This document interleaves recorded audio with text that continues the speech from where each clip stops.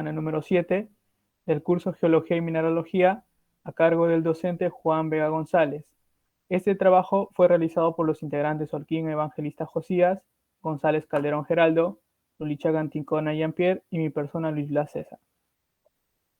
Bien, empezamos con el primer punto, el cual nos dice de las rocas sedimentarias. Y estas pues se forman en la superficie de la corteza terrestre y podemos clasificarlas en tres tipos de rocas: las rocas detríticas, las químicas y las orgánicas. Como sabemos, tenemos el ciclo evolutivo de las rocas y estas rocas sedimentarias vienen a formarse a partir de los sedimentos y estos a su vez de las rocas ígneas por erosión. Como primer tipo tenemos las rocas sedimentarias detríticas o también llamadas clásticas. Y estas se forman mediante procesos de erosión, transporte y sedimentación de granos de minerales o de rocas, también llamados clastos, que viajan desde las áreas fuentes, como tenemos en imágenes, y hasta las cuencas de sedimentación en la parte inferior. Y este proceso se puede realizar ya sea por medio del aire, hielo o el agua.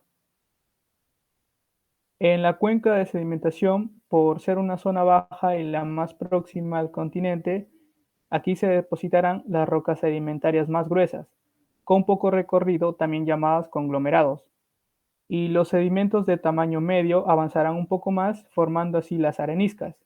Y por último, las partículas más pequeñas, como por ejemplo las arcillas, alcanzarán una mayor distancia, sedimentándose a gran profundidad lejos de la costa y formando lo que conocemos como rocas sedimentarias lutitas. Como segundo tipo tenemos a las rocas sedimentarias orgánicas, y estas son formadas por la acumulación de materiales generados mediante procesos orgánicos. En las zonas profundas pueden producirse las rocas lutíticas orgánicas, ya que los organismos que viven en el mar, como por ejemplo el plancton, cuando mueren caen hacia el fondo de la cuenca acumulándose por la ausencia del oxígeno, en estas zonas que evitará su putrefacción. Y como tercer tipo tenemos a las rocas sedimentarias químicas, y estas se forman a partir de la precipitación de componentes químicos disueltos en el agua. Este tipo de roca se forma en la cuenca de sedimentación, como por ejemplo tenemos el yeso, que se forma en ciertos lugares donde el agua permanece estancada. Y la precipitación se produce por cambios en las condiciones físico-químicas del agua. Esto quiere decir cambios en la temperatura, salinidad, pH, etc. Ahora doy pase a mi compañero Geraldo. Bien, compañero, muchas gracias. Continuando con la exposición, vamos a tratar el tema de rocas metamórficas y su clasificación. Pero antes de clasificarlas, primero una pregunta básica que son, ¿qué son las rocas metamórficas? Y nos vamos a su significado etimológico, que proviene de dos vocablos griegos. Uno, meta, que significa cambio o transformación, y el segundo, morfe, que hace referencia a la forma. Y esto hace alusión a que entendemos las rocas metamórficas como la transformación o cambio de las mismas de otras rocas precedentes. Y los principales factores que provocan esta transformación son calor, presión o fluidos químicamente activos. Ahora sí, procediendo con la clasificación. Se clasifican en rocas metamórfica regional y roca metamórfica de contacto. Tenemos que en la roca metamórfica regional afecta a grandes sectores de la corteza terrestre. Los minerales arcillosos reaccionan frente al progresivo aumento de la presión y la temperatura, destruyéndose a la vez que se generan otros nuevos más estables frente a las nuevas condiciones. Aquí se genera la esquistosidad mediante la presión que ejerce el continente sobre los minerales. Siguiente, por favor. Tenemos un añadido que son las rocas típicas del metamorfismo regional. Tenemos aquí 4 ejemplos: prehnita pumpelita, pizarra, gneiss y anfibolita. Tenemos como segunda clasificación las rocas metamórficas de contacto.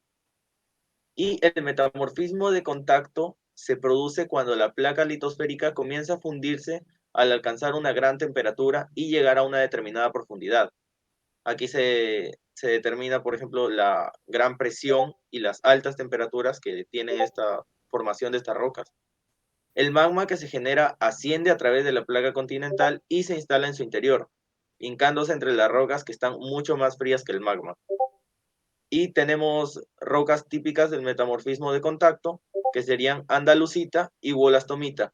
Y como para mencionar algo más, otra roca típica sería también la cordillerita. Bien, le doy pase a mi compañero. Muchas gracias.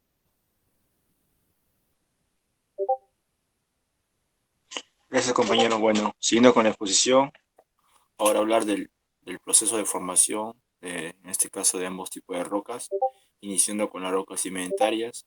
Estas son formadas por acumulación de materiales o partículas, por precipitación química o por el crecimiento de organismos, en condiciones subaéreas o subatómicas, marinas o lacustres.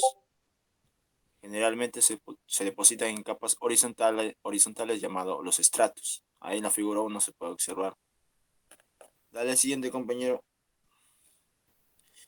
Ahora el proceso de formación de rocas metamórficas se forman como resultado de la modificación en estado sólido de rocas ígneas o sedimentarias preexistentes.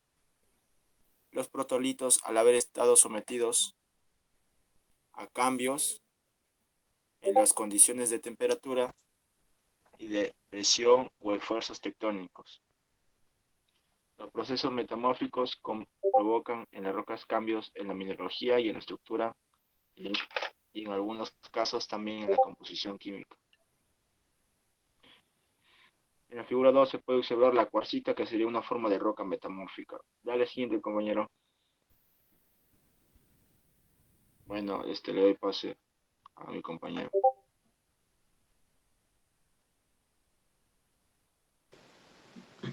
Gracias, compañero. Continuamos entonces ahora con las texturas de ambos tipos de rocas. Y primero comenzamos con la textura de las rocas sedimentarias. Pues las rocas sedimentarias pueden presentar textura clástica o textura cristalina. Estas dependen de su génesis concreta, o sea, si el depósito mecánico transporta el material en forma de partículas sólidas, o sea, en clastos, o si el depósito es por precipitación química, bioquímica y transporta el material en forma iónica. También existen rocas sedimentarias que incluyen en su composición una fracción importante de restos de organismos, tales como bivalvos, gasterópodos, corales, entre otros. Entonces a esta textura se le denomina bioclástica. Ahora sí, hablando de cada una de ellas, tenemos a la textura clástica. Esta textura está constituida por fragmentos, o sea, por clastos, de minerales y o rocas englobadas por un material aglomerante que actúa de nexo. Los fragmentos proceden de la meteorización física o química de rocas preexistentes, posteriormente erosionadas, transportadas y depositadas, de origen dendrítico. El material de nexo puede ser matriz, o sea, un material muy fino de origen detrítico y composición fundamentalmente arcillosa, y o cemento, un material de origen diagenético originado por precipitación química y composición frecuentemente carbonatada o silicio. Estas texturas, o sea, la textura clástica, la presentan las rocas sedimentarias dendríticas, así como vemos en la imagen, un ejemplo de una textura clástica de la rudita. Siguiente, compañero. Ahora tenemos la textura cristalina.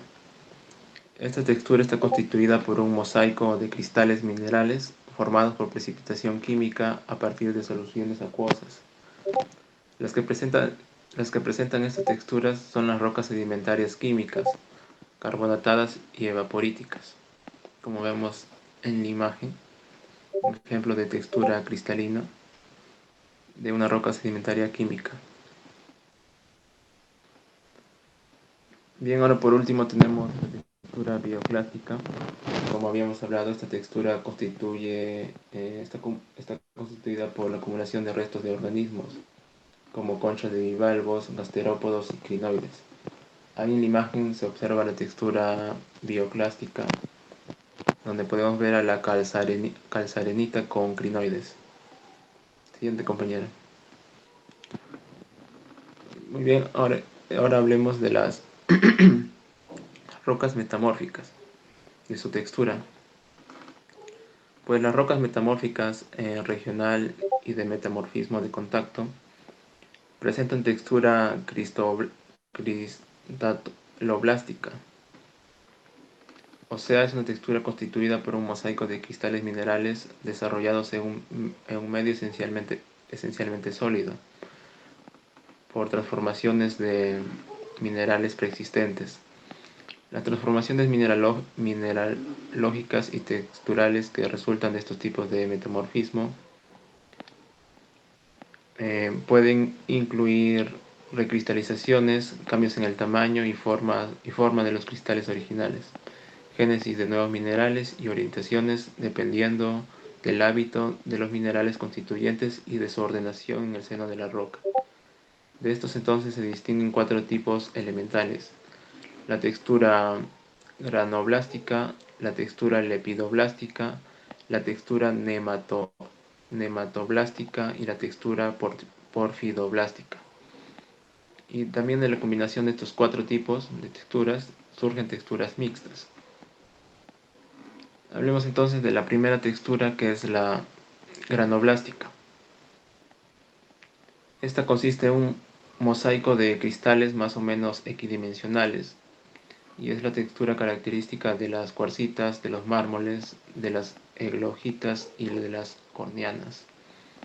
En la imagen observamos una textura granoblástica del mármol. Como segunda textura tenemos a la lepidoblástica. Esta está definida por minerales laminares homogéneamente orientados más o menos paralelos entre sí. Es la textura de pizarras, micasitas, esquistos micáceos y de gneises micáceos. Y como observamos en la imagen, una textura lepidoblástica del esquisto micáceo. Siguiente compañero. Bien, ahora tenemos la textura nematoblástica. Esta está constituida por minerales prismáticos aciculares, dispuestos homogéneamente orientados con sus ejes mayores paralelos entre sí. Las rocas que presentan este tipo de textura son las anfibolitas y los gneises anfibólicos. En la imagen se observa una textura nematoblástica de la anfibolita. Por último tenemos a la textura porfidoblástica. Esta está definida por la existencia de cristales de mayor tamaño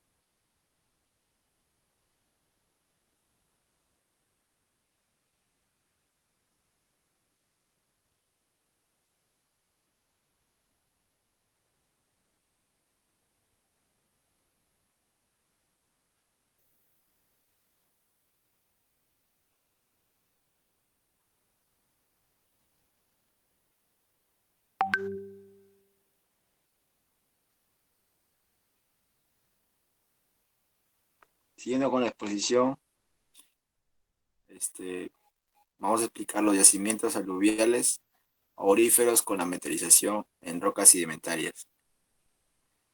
Los depósitos coluviales están presentes tanto en climas áridos como se observa en la figura 1 y 2. Como secos, tienen apariencia de conos o pequeños abanicos, los que no cuentan con un espesor importante ya que corresponden a acumulaciones locales sin mucho transporte. En algunos casos pueden formarse en las cabeceras de terrazas aluviales dando la apariencia de un mismo depósito. Ahí se puede ver la figura 1 y la figura 2, que vienen a ser depósitos coluviales. Dale, siguiente, compañero. De manera similar, los depósitos aluviales en la figura 4 suelen ubicarse en quebradas y superficies topográficas amplias. A diferencia de los coluviales, tienen un espesor más apreciable y conforme terrazas más desarrolladas, especialmente en las márgenes de valles fluviales. Dale, siguiente, compañero. No obstante, los yacimientos aluviales auríferos con la meteorización, en este caso se dio a conocer en el que es el río Madre de Dios. Esta mineralización se forma en los aluviones residuales por acción mecánica de la meteorización, cerca de la pendiente original, por erosión de yacimientos primarios de oro en las cordilleras subandinas del área 15.000, vetas auríferas en Sandía, rocas de la formación andanea de los ríos Masco y Madre de Dios, y en las cabeceras de los ríos Inambari y Chaspa. Estas terrazas fluviales y aluviales a lo largo del río Madre de Dios y sus afluentes son los depósitos de mayor extensión. La concentración de oro en los lavaderos es mayor en el contacto con las rocas basal. Litológicamente, estos minerales están conformadas por arena, grava, arcillas, limo y conglomerados en horizontes de posición horizontal y subhorizontal. Siguiente, compañero.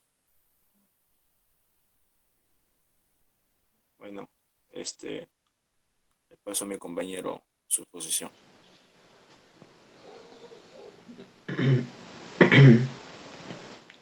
Bien, ahora sí vamos a relacionar y explicar los yacimientos de minerales hidrotermales con las rocas metamórficas.